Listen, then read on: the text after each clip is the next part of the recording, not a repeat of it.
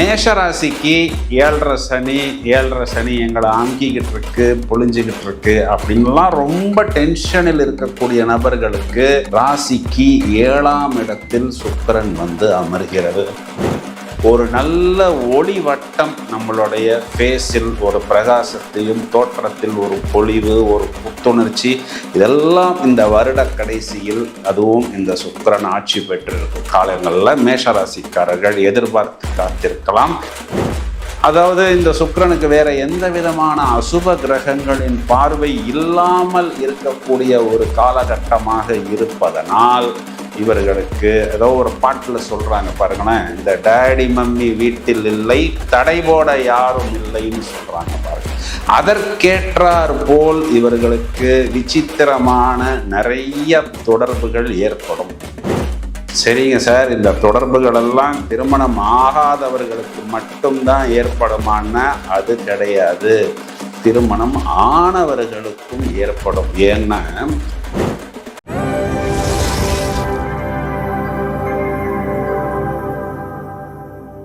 மேஷராசியை எடுத்துக்கொள்வோம். சுவாரஸ்யமான ஒரு பதிவை பற்றி பார்க்க போகிறோம்.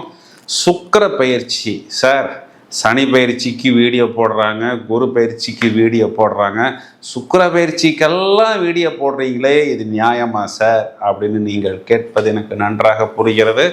சுக்கிரன் என்ற கிரகம் கன்னி ராசியில் நீசமனையிலிருந்து வெளியில் வந்து தனது சொந்த வீடு அப்படின்னு சொல்லக்கூடிய துலா ராசியில் நவம்பர் மாதம் 2ஆம் தேதி முதல் நவம்பர் 27ஆம் தேதி வரை 25 டேஸ் ஆட்சி அப்படிங்கிற சொந்த வீட்டில் அமரப் போகிறது.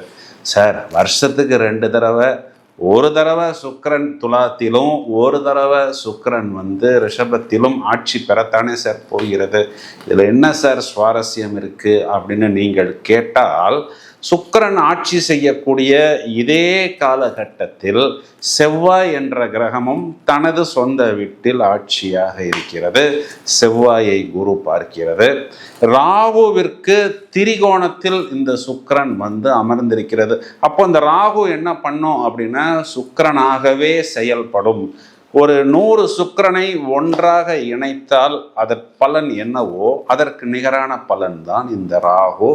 இதையும் தவிர இந்த ராகுவுடைய சுவாதி நட்சத்திரத்தில் சுக்கிரன் பயணிக்கும் பொழுது ராகு என்ற கிரகம் பூரணமாக ஒரு 100 டைம்ஸ் சுக்கிரனாகவே தலைவிரித்து ஆடும் அப்படின்னு சொல்லலாம்.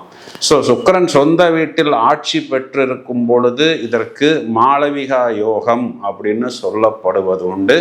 அதுவும் எந்தெந்த ராசிகளுக்கு கேந்திரங்களில் சுக்கிரன் ஆட்சி பெற்றிருக்கிறதோ, இப்போ மேஷராசிக்கு, கடகராசிக்கு, மகர ராசிக்கு, துலா ராசிக்கு சுக்கிரன் கேந்திரங்களில் ஆட்சி பலம் அப்படிங்கிறது தான் மாளவிகா யோகம். சார், கருப்பு தான் எனக்கு பிடிச்ச கலரு, பாட்டில் டான்ஸ் ஆடுற மாளவிகா தான் சார் எனக்கு தெரியும் அப்படின்னு நீங்கள் சொல்வது எனக்கு நன்றாக புரிகிறது. இந்த மாளவிகா யோகம்ங்கிறது பஞ்சமகா புருஷ யோகத்தில் வரக்கூடிய ஒரு உன்னதமான சுப யோகம். சுக்கிரன் கொடுக்கக்கூடிய காதல், காமம் தவிர அனைத்து விஷயங்களையும் இங்கே அள்ளி கொடுப்பதற்கு தயாராக இருக்கிறது. இந்த சுக்கிரனை பற்றி பேசும் பொழுது நாம் ரொம்பவும் குறிப்பாக கவனிக்க வேண்டிய ஒரு விஷயம் என்னன்னா, எப்படி வேணாலும் ஒரு உயர்நிலையை நான் அடைவதற்கு தயார், அதற்காக நான் என்ன வேண்டுமென்றாலும் செய்வதற்கு துணிவேன். அதாவது ஒரு இளமை மாறாத தோற்றம், ஒரு வசியம், ஒரு அட்ராக்ஷன், ஒரு ஈர்ப்பு, வயதில் முதிய நபர்களுக்கு கூட இளமை திரும்புதே, அதாவது வயோதிகத்தில் வாலிபம், இதையெல்லாம் கொடுக்கக்கூடியது இந்த சுக்கிரன். இந்த சுக்கிரன் சொந்த வீட்டில் இருக்கும் பொழுது இந்த ஸ்டேட்டுட்டரி வார்னிங் அப்படின்னு சில விளம்பரங்களில் போடுவாங்க. அதாவது ஒருவனுக்கு ஒருத்தி தாம்பத்தியம் புனிதமானது, திருமண வாழ்வில் ஒருவேளை அது காதல் திருமணமாக இருந்தால் பெற்றோர்களின் சம்மதத்துடன் திருமணம் செய்வது என்னை பொறுத்தவரை ஆசீர்வதிக்கப்படுவது அப்படிங்கிற அமைப்பில், அந்த சித்தாந்தத்தில் தான் நாங்களுமே செயல்படுகிறோம். ஆனால் சுக்கிரன் சொந்த வீட்டில் ஆட்சியாக இருக்கும் பொழுது யாரை எவ்வாறு தூண்ட போகிறது, இதனால் யாரெல்லாம் அந்த ஒரு லிமிட்டை தாண்ட போகிறார்கள் என்பதை இப்பொழுது நாம் விவரமாக காண இருக்கிறோம். மேஷ ராசிக்கு 7.5 சனி எங்களை அமுக்கிக்கிட்டு இருக்கு, புழிஞ்சுக்கிட்டு இருக்கு அப்படின்லாம் ரொம்ப டென்ஷனில் இருக்கக்கூடிய நபர்களுக்கு ராசிக்கு 7ஆம் இடத்தில் சுக்கிரன் வந்து அமர்கிறது. இப்போ சுக்கிரன் நம்மை நேர்முகமாக பார்க்கிறது. அதுவும் சுக்கிரன் என்பது சொந்த வீட்டில் ஆட்சி பெற்று பார்க்கிறது. இதனால என்ன நடக்கும் அப்படின்னா, சுக்கிரன் கொடுக்கக்கூடிய ஒரு ஈர்ப்பு, ஒரு அட்ராக்ஷன், ஒரு இளமை மாறாத தோற்றம் அப்படிங்கிறது மேஷராசிக்காரர்களுக்கு இருந்து கொண்டே இருக்கும். ஒரு புது பொலிவு, ஒரு புது பிரகாசம் அவர்களிடம் இருந்து கொண்டே இருக்கும். ஓரளவுக்கு இளமை திரும்புகிறதே அப்படின்லாம் பாடலில் வருகிறது போல ஒரு ஃப்ரெஷ்ஷாக இருக்கக்கூடிய அமைப்பு, ஒரு நல்ல தேஜஸ், ஒரு நல்ல ஒளி வட்டம் நம்மளுடைய ஃபேஸில் ஒரு பிரகாசத்தையும் தோற்றத்தில் ஒரு பொலிவு, ஒரு புத்துணர்ச்சி, இதெல்லாம் இந்த வருட கடைசியில், அதுவும் இந்த சுக்கிரன் ஆட்சி பெற்றிருக்க காலங்களில் மேஷராசிக்காரர்கள் எதிர்பார்த்து காத்திருக்கலாம். இங்கு சுக்கிரன் அப்படிங்கிறது இவர்களுடைய வாழ்க்கை துணைவரை குறிகாட்டுகிறது. அப்போ அந்த வாழ்க்கை துணைவர் மூலமாகவும் நிறைய பாசிட்டிவான குட் நியூஸ் என்பது கண்டிப்பாக மேஷராசிக்காரர்கள் பெறுவார்கள். அதாவது இந்த சுக்கிரன் பிரதானமாக கொடுக்கக்கூடிய விஷயம் அப்படின்னு நம்ம பார்த்தோம்னா, இந்த காதல், காமம், லிவிங் டுகெதர் இப்படின்லாம் சொல்கிறாங்க பார்த்தீங்களா. ஒரு காலத்துலலாம் அமெரிக்கா, ஆஸ்திரேலியாவிலேருந்து வரக்கூடிய கிளைண்ட்ஸ் மட்டும்தான் இந்த லிவிங் டுகெதர் கான்செப்ட் எல்லாம் சொல்லுவாங்க. இப்போ பார்த்தா அம்பா சமுத்திரம், ஆண்டிப்பட்டியிலேருந்து வர்ற கிளைண்ட்டுகள்லாம் கூட, சார் நாங்களும் இந்த லிவிங் டுகெதர் கான்செப்டுக்குள்ளே தான் சார் இருக்கிறோம் இப்படின்னெல்லாம் சொல்லக்கூடிய நபர்கள் நிறைய பேர் இருக்கிறார்கள். அதாவது சுக்கிரன் 7ஆம் வீட்டில் ராகுவின் நட்சத்திரமான சதயத்தில் சஞ்சாரம் செய்யும் பொழுது, அதாவது இந்த சுக்கிரனுக்கு வேற எந்த விதமான அசுப கிரகங்களின் பார்வை இல்லாமல் இருக்கக்கூடிய ஒரு காலகட்டமாக இருப்பதனால் இவர்களுக்கு ஏதோ ஒரு பாட்டில் சொல்கிறாங்க பாருங்களேன், இந்த டேடி மம்மி வீட்டில் இல்லை, தடை போட யாரும் இல்லைன்னு சொல்கிறாங்க பாருங்க. அதற்கேற்றார் போல் இவர்களுக்கு விசித்திரமான நிறைய தொடர்புகள் ஏற்படும். சரிங்க சார், இந்த தொடர்புகள் எல்லாம் திருமணம் ஆகாதவர்களுக்கு மட்டும்தான் ஏற்படுமான்னா அது கிடையாது, திருமணம் ஆனவர்களுக்கும் ஏற்படும். ஏன்னா இங்கே நட்சத்திராதிபதி ராகு 11ஆம் இடம், 3ஆம் அதிபதி புதனும் இந்த 7ஆம் வீடுன்னு சொல்லக்கூடிய சுக்கிரனுடைய வீட்டில் வக்கரமடைந்து வந்து அமரப்போவதனால் இந்த 3, 7, 11 குறிகாட்டக்கூடியது எல்லாமே காம திரிகோணத்தில் வருகிறது. அப்போ தவறான நபர்களை, அதாவது ஆண்களுக்கு தவறான பெண்களையும், பெண்களுக்கு தவறான ஆண்களையும் இந்த சுக்கிரன் கொண்டு வந்து நிப்பாட்டுவார். சில நேரம் நாம் சலனப்பட்டால் நாம் ஏன் அவர்களுடன் பழகக்கூடாது என்று நம்மை தூண்டுவார். இதனால் கண்டிப்பாக திருமண வாழ்வில், குடும்ப வாழ்வில் நிறைய பிரச்சனைகளை சந்திக்க நேரும் அப்படின்னு சொல்றது தான் நிதர்சனமான உண்மை. குறிப்பா இந்த பலன் மேஷராசி ஆண்களுக்கு பூரணமாக பொருந்தும்.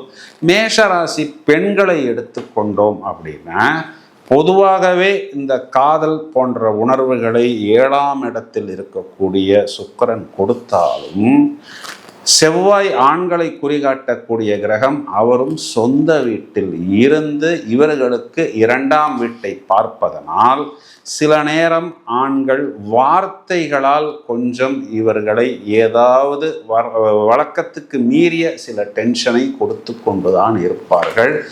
அது என்னன்னு பார்த்தோம்னா, அது கணவன் கொடுக்கக்கூடிய வார்த்தைகளாக மட்டுமல்லாமல் அவங்களுடைய இன்லாஸ் சொல்லக்கூடிய வார்த்தைகள் கணவன் மூலமாக வந்து இவர்களை தாக்கும். ஏன் அப்படின்னா, இந்த இடத்தில் செவ்வாயை குரு பார்க்கிறது. இங்கு செவ்வாய்க்கு குருவின் பார்வைங்கிறது பித்துர்காரகனின் பார்வை. மேஷத்துக்கு 9ஆம் அதிபதியாக குரு வருவதனால் பித்துர்காரகனின் பார்வையாக வருகிறது. இதையும் தவிர இந்த ஆண்கள், ஒருவேளை இந்த மேஷராசி பெண்களுக்கு திருமணம் ஆகாத ஆண்களாக இருந்தால் அவர்கள் பழகும் பொழுது ஏதோ இவங்கள்ட்ட சோப்பு போடுற மாதிரி, இல்லை ஒரு காரியத்தை சாதித்து கொள்வது மாதிரி, இல்லை இவங்களை ரொம்ப புகழ்கிற மாதிரி, ரொம்ப வர்ணனை செய்வது போல் இருந்தாலும் கடைசி நேரத்தில் அந்த ஆண்கள் தங்களது காரியத்தை, குறிப்பாக அது தொழில், உத்தியோகம், லாபம், வருமானம், அந்த வருமானம் அப்படிங்கிறது அந்த இடத்தில் தடை செய்யப்பட்ட வருமானமாக இருந்தாலும் அந்த வருமானத்தின் மூலம் ஏதாவது ஒரு ஃபைன் கட்ட வேண்டிய ஒரு சூழ்நிலை ஏற்பட்டாலும் அந்த வருமானத்தை நோக்கித்தான் அந்த ஆண்கள் பயணிப்பார்கள், அதில் ரொம்பவும் குறியாக இருப்பார்கள் அப்படின்னு சொல்லுவது தான் நிதர்சனமான உண்மை. இந்த ஒரு விஷயத்தை மட்டும் மேசராசி சகோதரிகள் நன்றாக புரிந்து கொண்டால் போரும்.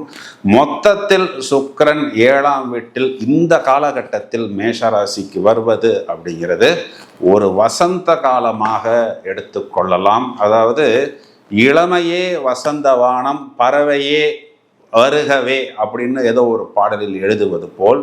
ஏன்னா இந்த மாதிரி நேரத்தில் தான் இந்த மாதிரி பாடல்கள், இந்த மாதிரி வரிகளை எல்லாம் நாம் சொல்ல முடியும்.